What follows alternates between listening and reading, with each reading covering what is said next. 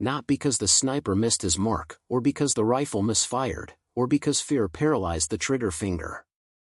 No, the shot never came because, at that exact moment, a voice began singing. A quiet voice. A trembling voice. A human voice buried beneath frost and hatred and war. It was Christmas Eve, 1944. The Battle of the Bulge raged just beyond the tree line. Snow swallowed the Ardennes forest, muffling artillery, absorbing screams. The U.S. 99th Infantry Division had pushed deep into the woods near Elsenborn Ridge, desperately holding against Hitler's last offensive. Across a frozen ravine, soldiers of the German 272nd Volksgrenadier Division dug in behind shattered spruce logs. Both sides expected bloodshed before dawn. Private First Class Daniel Keller pressed his cheek to the icy scope. Breath fogged the lens. Through crosshairs he could see the German corporal, barely 20, coiling wire around a crude field antenna. One squeeze. One kill. Wind howled. Silence followed. Then the voice rose again. Soft. Tentative. But unmistakable. Still napped, Keller froze. His fingers slackened. The corporal paused mid-motion and looked up toward the treetops. All around the trench, other Germans turned toward the singing voice. Keller whispered to himself, almost involuntarily, "Silent night." The sniper beside him, Staff Sergeant Marsh, muttered, "Don't fall for it. Trick to draw us out." But Marsh's tone lacked certainty. His weapon lowered slightly. More voices joined the lone singer. A ragged chorus emerging from cold throats and cracked lips.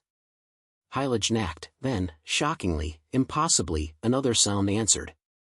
From Keller's own foxhole. A pair of American voices, hesitantly harmonizing. The melody drifted across no man's land, carried by winter wind. Marsh glanced at Keller. "Orders?" Keller shook his head. "There aren't any for this." Commanders miles away focused on maps and radio static. None anticipated carols echoing between rifles. The Germans continued singing. Their accents thick but not unpleasant. Alice schlaft, Einsam walked, Keller lowered his rifle completely. Not because he believed in miracles. But because something ancient stirred beneath the mechanized brutality of war, a memory of childhood candlelight, of peace briefly imagined. For a moment, silence fell again. Snowflakes drifted lazily, settling on helmets and rifle barrels. Then a German voice called across the ravine in broken English, "Americans. Tonight, no shoot." Marsh's jaw tightened. "Hell no. They're stalling. Reinforcements incoming." But another, younger American shouted back impulsively, "Same for you. No shoot tonight." A tense pause. Then someone on the German side laughed nervously. Another replied. The forest breathed. Keller swallowed hard, searching his memory. His father, a pastor, once preached that peace begins between individuals, before nations ever acknowledge it. Now Keller understood.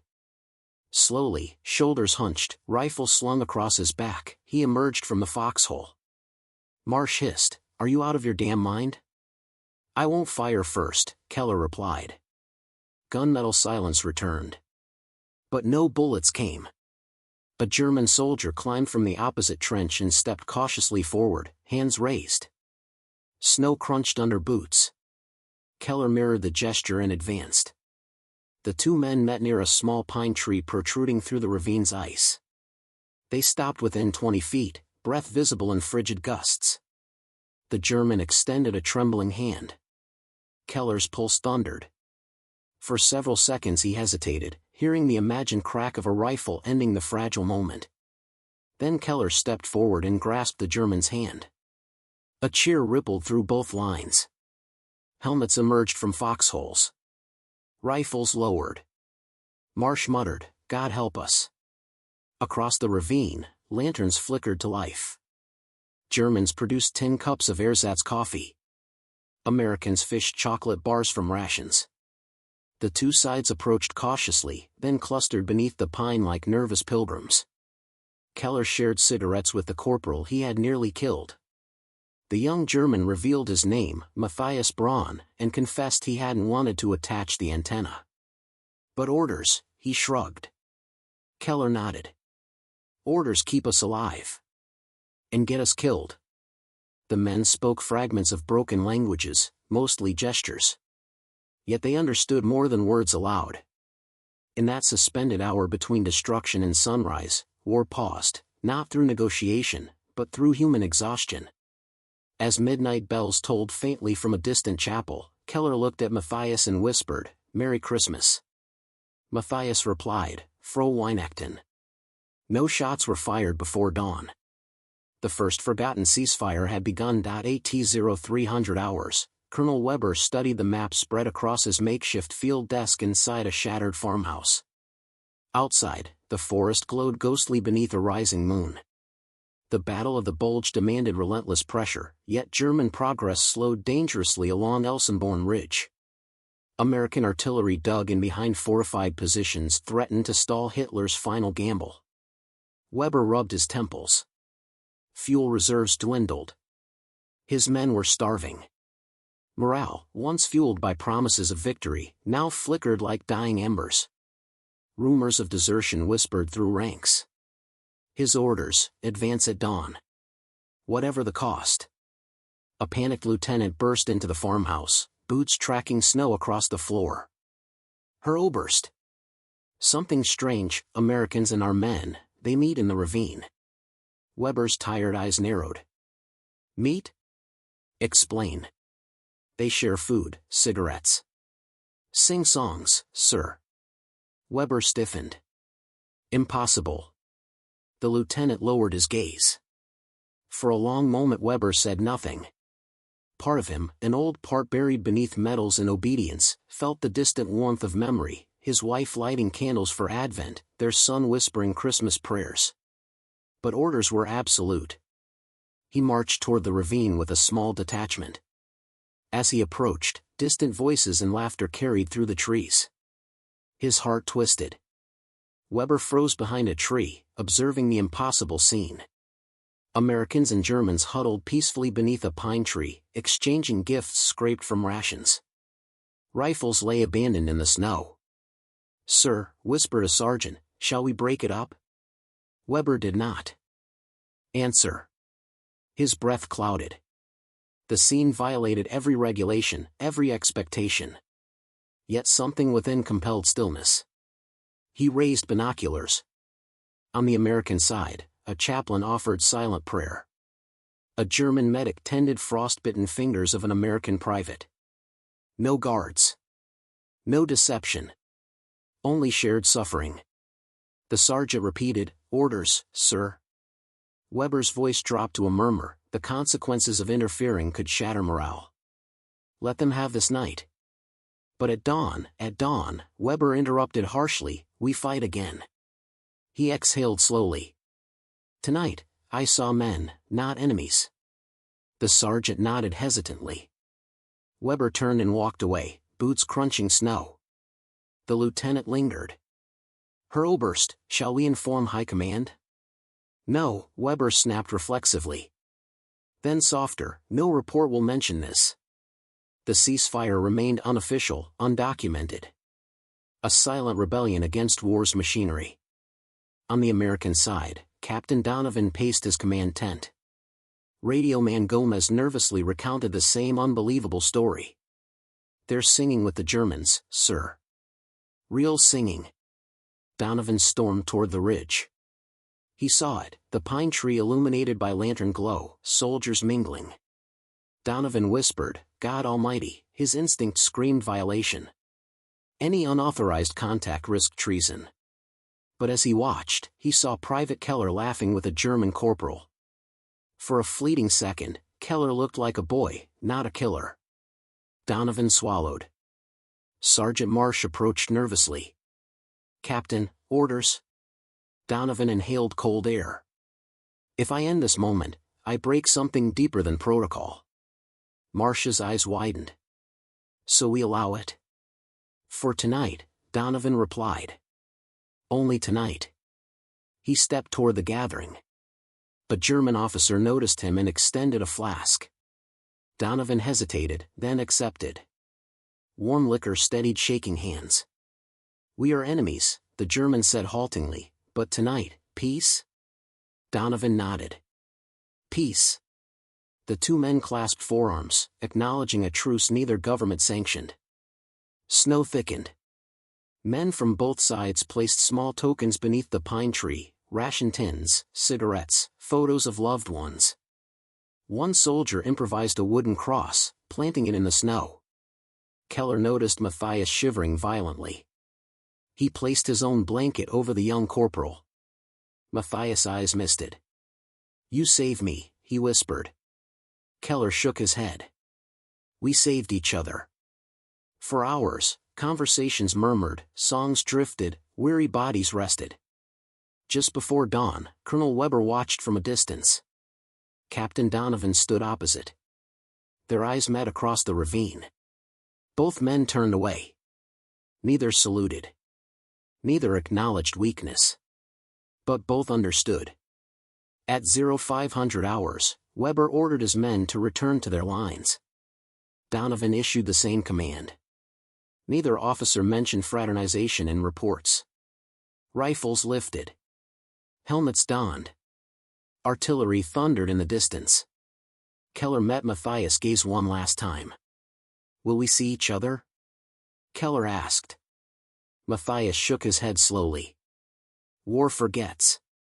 The ceasefire ended silently. But for that one night, Christmas survived. Private Keller did not see Matthias again for days. The front shifted as both armies resumed their lethal routine. Artillery turned the serene forest into splintered ruin. The pine tree remained, scarred by shrapnel, stripped of branches, but strangely still standing over the ravine like a witness who refused to look away. Just before New Year's Eve, the snow grew numbing and relentless. Frostbite ravaged fingers. Infection crawled through trenches like a hungry shadow. One night, the Americans heard distant cries rising above the howl of the wind. At first, they assumed wounded Germans. Then the sound sharpened. Words became recognizable. The German call for a medic echoed across the ravine. Sergeant Marsh cursed. "Trap. They want to draw us out again." But Keller's gut twisted. Something was different. War deception always came with metal and fire, this felt raw and frantic. Captain Donovan approached their position, face lined by exhaustion. "Report?" Keller hesitated. "Sir, we should go look." "Someone's dying." "We're all dying," Marsh snapped. But Keller persisted. "Not like this." Donovan stared across the ravine into total darkness. There were no lanterns now. No songs. Only agony carried on the wind. Finally he said, "If it's wounded, don't engage unless fired upon." Keller exhaled. Marsh muttered an oath. They crawled forward, 3 medics in tow, including Corporal Henry Lee, a Korean-American from Los Angeles whose calm hands had saved dozens under fire.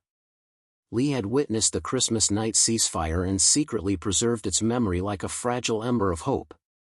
As the group approached the ravine edge, voices sharpened, strained German, pleading, desperate. Through broken pine limbs, Keller spotted movement, 2 German soldiers hauling a third whose leg had been shredded by shrapnel. The blood on snow reflected moonlight in a horrifying crimson sheen. Lee's instincts took over. He rose into clear view, white armband visible, and raised both palms. Keller hissed, "Henry, wait!" But Lee stepped beyond the cover. A German voice shouted, "Medic!" Lee waved for them to bring the wounded forward. He knelt beside the fallen soldier, ignoring shells booming miles away. As he inspected the mangled limb, Keller recognized Matthias among the German escorts. Their eyes met. Matthias whispered, "Help him, bit." Lee motioned for Keller. Together they applied a tourniquet, desperately trying to stop the bleeding. "What's his name?" Lee asked. Matthias answered, "Carl." "My friend." Keller watched Matthias tremble, not from cold, but terror. A single rifle crack pierced the night. Keller ducked instinctively, heart slamming. Then silence. No more shots. It had been a warning from a nervous sentry. Lee ignored the danger. With practiced efficiency, he reached for forceps, pulled fragments of shrapnel free, and packed the wound. Blood spurted across his gloves. "We need morphine," Lee muttered. "His pulse is dropping." Keller whispered harshly, "If command finds out." "Command isn't here," Lee snapped. "Carl is." Keller realized this was what war stripped from men, the instinct to save strangers. Tonight, Lee clawed that instinct back from the abyss. Hours passed. Dawn approached. Carl stabilized but remained pale, lips blue. Matthias clasped Keller's shoulder. "Danke. You saved him." Keller nodded solemnly. "War shouldn't decide who lives or dies." Matthias' eyes glinted with tears. "But it does." Before leaving, Lee pressed a small wooden crucifix into Matthias' palm. "He'll recover. Keep this for him." Matthias stared at it, stunned by the gesture. He saluted Lee, not formally, but reverently. As the men retreated to their respective trenches, hope flickered across the frozen ravine again, small, fragile, human. By morning, artillery shattered the silence. The ceasefire faded into memory. Yet the medic's decision would echo in whispered stories long after January 1945. The forest trembled beneath constant bombardment. But somewhere between the thunder of artillery and the scream of dying trees, a distant church bell rang. A miracle in ruins. The bell came from a partially collapsed stone chapel wedged between both lines, once a sanctuary for villagers, now caught in the crossfire. Captain Donovan gathered his officers. "Scouts report civilians sheltering inside that chapel. We need intel. Germans might be using them as shields." Marsh scoffed. "They'd do the same." "No assumptions," Donovan warned. Orders went out. Keller joined a patrol assigned to approach the chapel under white flag. A German patrol arrived simultaneously from the opposite direction, flag raised as well. Tension thickened. Both sides halted 20 yards apart. Weapons lowered but hands twitched near triggers. A German lieutenant spoke, "Civilians. Children." Donovan nodded grimly. "We'll see to them together." Inside, Keller's breath caught. The chapel pews were overturned, stained glass shattered, but beneath a fractured crucifix, a cluster of villagers huddled, women, elderly men, and children clinging to blankets. The youngest child whimpered. Keller knelt and offered his ration bar. The child stared, then accepted with trembling hands. A murmur rose among soldiers, American and German, meeting uncertain eyes across rubble. Donovan addressed both groups. "They need shelter. Food. Medical care." The German lieutenant responded, "Our medic wounded yesterday. We cannot tend them." Lee stepped forward. "I can." No one objected. Something sacred hovered above the broken nave. As Lee treated frostbitten fingers and infected wounds, Keller scanned the chapel walls. A small alcove held melted candles around a stone altar. There lay a Bible open to the Nativity story. Keller whispered aloud, "Peace on earth." Matthias, who had joined the German patrol, whispered in reply, "Goodwill toward men." Keller smiled faintly. Then a distant boom cracked the tranquility. Shells drew closer. Donovan ordered immediate evacuation through the ravine, an insane risk. Germans agreed to cover civilians alongside Americans, alternating defensive positions. Bullets shrieked overhead as both sides formed a coordinated withdrawal. Keller shielded the child he'd fed earlier, sprinting across frozen ground. Matthias fired warning bursts toward enemy artillery observers, not Americans, but their mutual foe beyond the ridge. Shells rained. Snow and blood mixed into muddy slush. A collapsing tree crashed between Keller and the child. Keller dragged the child free. His shoulder wrenched painfully. Matthias shouted Keller's name. Keller looked back and saw fear instead of hatred in the German's eyes. Together, Americans and Germans reached the far tree-line where temporary shelter lay. The villagers were safe. Exhaustion silenced conversation. A rare unity settled, a fleeting recognition that war's commands bowed for a moment to shared humanity. And just then, through ragged breaths and pounding hearts, Keller thought, if strangers can save each other here, what else is possible? The idea lodged deep. Dangerous. Hopeful. Treasonous to despair. In the quiet that followed, Keller imagined speaking directly to those who might hear this story someday. His voice trembled inside his mind, if you're clinging to this moment with me, make sure to hit subscribe, more waits just ahead. The feeling vanished as quickly as it came, swallowed by returning thunder. The men resumed their roles, shoulders tightening under the weight of duty. Artillery resumed. Riflemen returned to kill zones. But the memory of cooperation refused to die.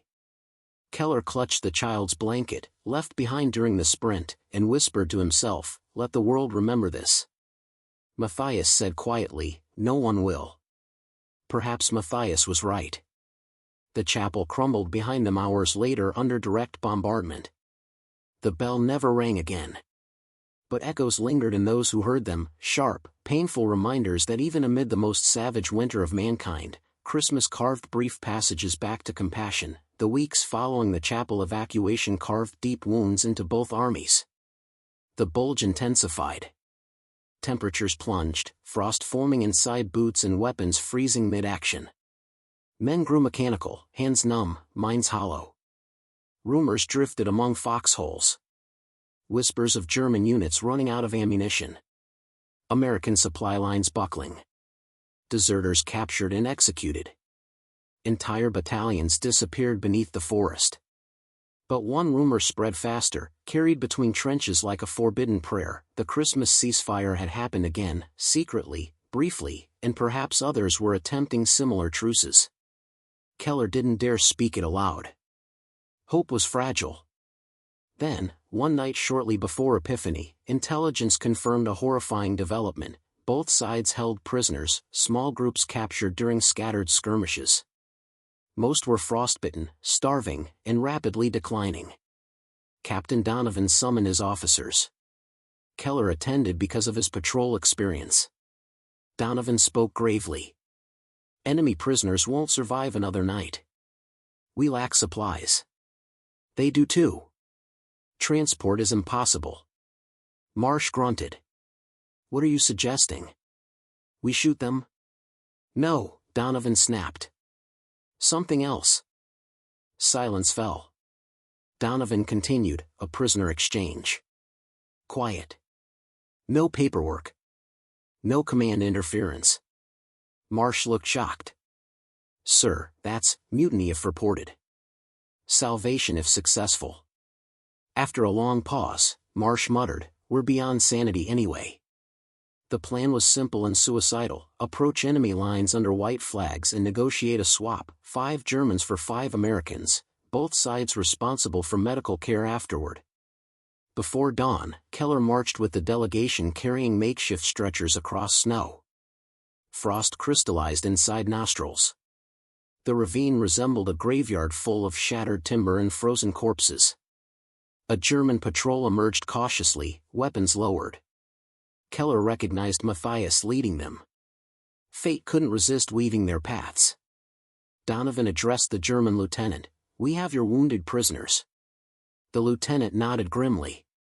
We have yours. Also dying. Terms were discussed without negotiation, just mutual exhaustion. There were no victors here, only men clinging to the last scraps of dignity. One American prisoner, Private Ruiz, barely conscious, whispered deliriously as Keller lifted the stretcher. They gave me water. Keller paused, swallowing hard. Months of propaganda dissolved in that moment, one human gesture undoing so much hatred. As the exchange began, German troops carried their own wounded forward. Karl, the man rescued during the medic episode, limped on a crude brace, Matthias supporting him. Karl saluted Lee with trembling fingers. Lee bowed his head solemnly. Live. A single shot echoed in the far distance, then another. Both sides froze. Donovan barked, "Hold your fire." The lieutenant shouted orders in German. No further shots followed. But anxiety thickened, and the fragile truce cracked. Marsh hissed, "We need to move." The last stretcher crossed the midpoint between lines, no man's land shimmering beneath snowfall. Prisoners passed each other silently, eyes hollow, faces gaunt. Not one insult was traded. Keller and Matthias clasped forearms. Keller whispered, "Whatever happens tomorrow," Matthias replied, "Remember today." Then both lines retreated, fading into the forest like ghosts. Captain Donovan exhaled shakily and murmured, "History will erase this." Lee answered quietly, "Unless someone tells it." The exchange completed without recorded incident. No official reports acknowledged it.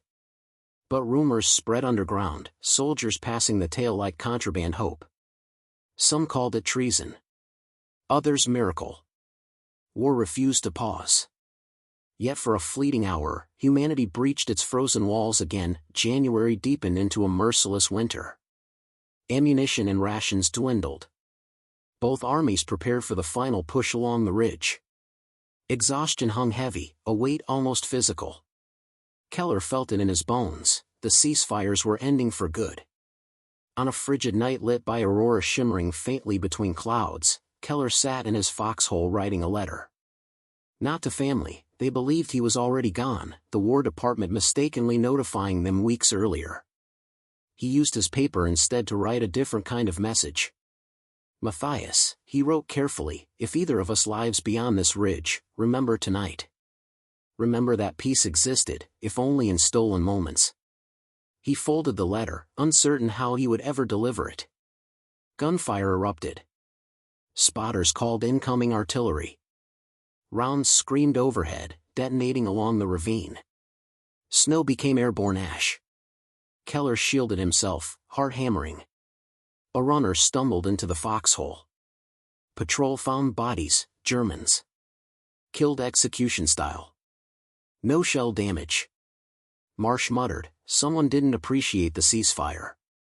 Fear spread faster than frostbite.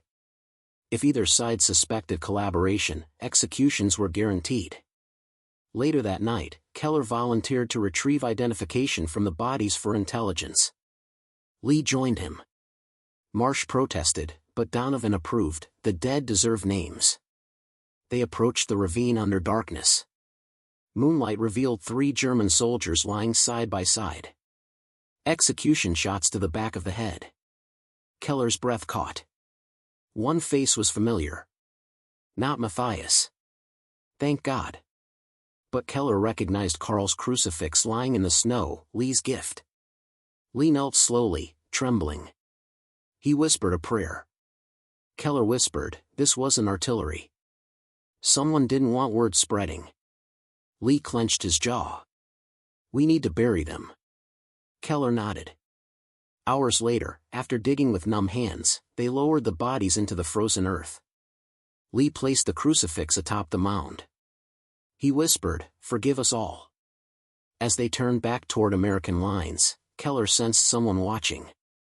He spun, rifle raised, but saw only shifting branches. Yet footsteps retreated through the trees. The next morning, German artillery intensified. Donovan ordered preparations for a counterattack.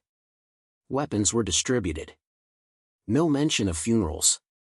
No acknowledgement of their unspoken ceasefire moments. During briefing, a German envoy emerged on the ridge waving a makeshift flag.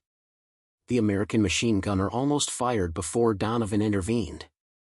The envoy carried a single sealed envelope. Donovan opened it, eyes widening. Matthias' signature marked the bottom. It read, "We buried 3 Americans who froze in the ravine. We believe winter killed them, not our guns. We return their tags. No more exchanges. Too dangerous. But remember what we shared. Perhaps the world will heal when guns are silent." Inside were dog tags, cold metal heavy with meaning.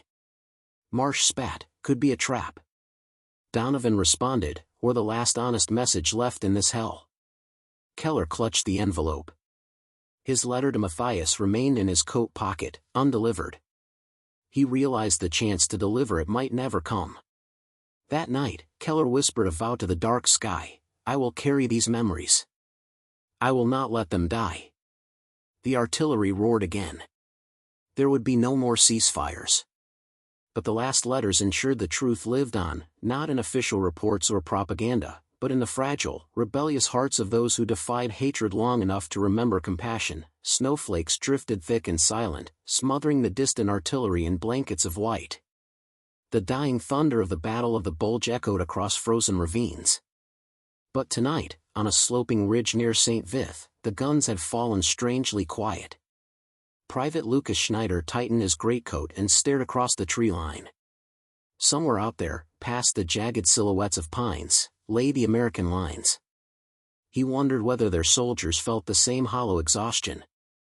Whether they were thinking, like he was, that Christmas had come again to a world that no longer remembered peace. Behind him, Corporal Weber lit a small candle, cupping the flame against the wind. They had no Christmas tree, no carols. Just wax, and hope, and fear.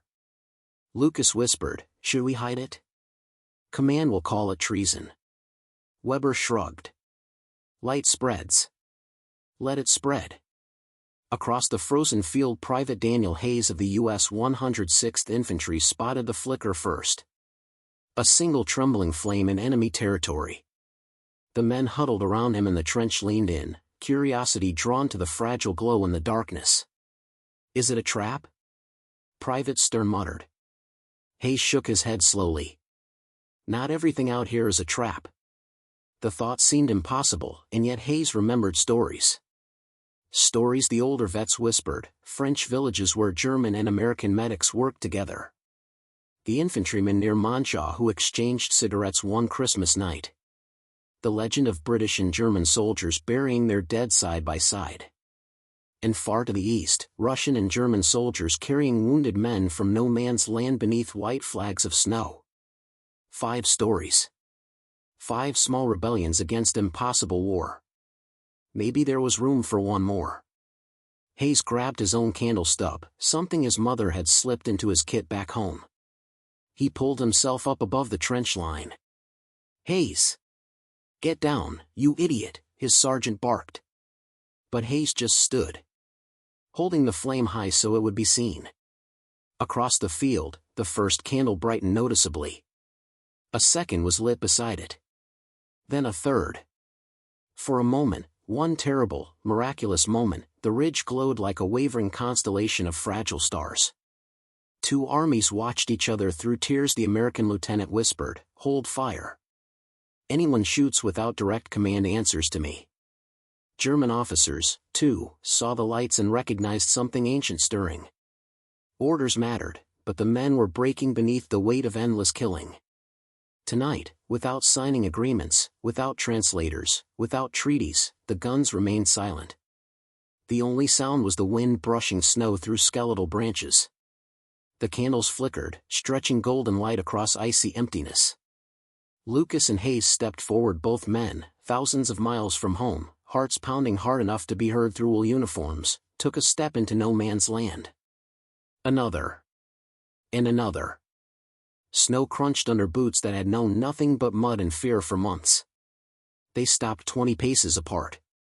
Close enough to see each other's eyes. Neither spoke. Words would have felt small. Instead, Hayes reached slowly into his pocket and pulled out a chocolate bar. He held it forward. Lucas stared, then nodded, and reached into his coat. A ration cigarette. They exchanged them silently, hands shaking. In the distance, officers on both sides watched, powerless to stop what every soldier understood instinctively: for one night, humanity outranked war. A brief rebirth of peace. More men emerged. Germans and Americans, gaunt and trembling, stepping one by one into the shared clearing. Exchanging what little they had, buttons, food scraps, family photos pressed into strangers' hands as proof that life existed beyond uniforms. They did not laugh. They did not celebrate. They simply existed together. The act itself was rebellion. Lucas pointed up. Snowflakes caught candlelight, spinning like sparks drifting heavenward. He whispered in broken English, "Tomorrow, war returns." Hayes nodded. "Yes. But tonight, we remember we're men. Someone's sons." The final vow before the candles burned out, an unspoken agreement passed between the soldiers. No formal ceasefire could be written, the war machine was unforgiving. But each man carried a quiet promise back to his line: if dawn forced them to fire, they would aim to miss. It wasn't treason. It was mercy. A final gift before the killing resumed. The candles sputtered, shrinking into molten puddles. One by one, they disappeared into darkness. The soldiers melted back into the trees, into trenches, into obedience. As Hayes reached the ridge, Stern grabbed his arm. Did it matter? 1 hour? 1 night?